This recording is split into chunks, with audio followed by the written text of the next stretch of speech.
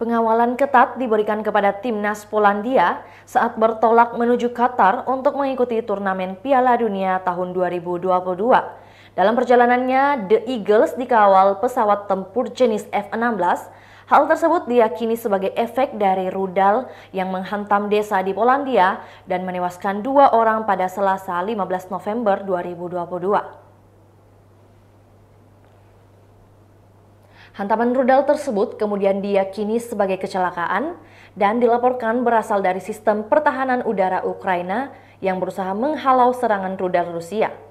Karenanya, upaya pengamanan ketat diberikan kepada timnas Polandia yang akan berlaga di Piala Dunia Qatar 2022. Hal itu seperti terlihat dari video yang diunggah di akun Twitter resmi Asosiasi Sepak Bola Polandia @Lechtina-Spilka Kamis 17 November 2022. Video berdurasi 25 detik itu memperlihatkan 2 pesawat jenis F-16 terbang tepat di belakang pesawat yang mengangkut timnas Polandia. Ketiga pesawat itu terlihat terbang dengan jarak cukup dekat. Kami telah dikawal hingga perbatasan selatan Polandia oleh pesawat F-16. Terima kasih dan salam untuk pilot. Cuit akun Twitter Timnas Polandia dikutip dari Daily Star.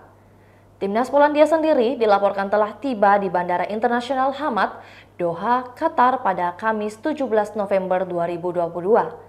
Pada perhelatan Piala Dunia 2022 di Qatar, Polandia tergabung di grup C bersama Argentina, Arab Saudi, dan Meksiko. Polandia akan memulai laga di Qatar menghadapi Meksiko pada Selasa 22 November 2022 pekan ini.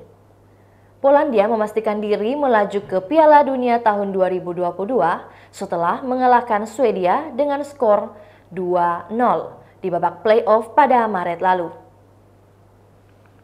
Itulah tadi berita hot news kita pada hari ini. Saksikan berita hot news lainnya hanya di kanal YouTube dan Facebook Tribun Timur. Terima kasih sudah nonton. Jangan lupa like, subscribe, dan share ya.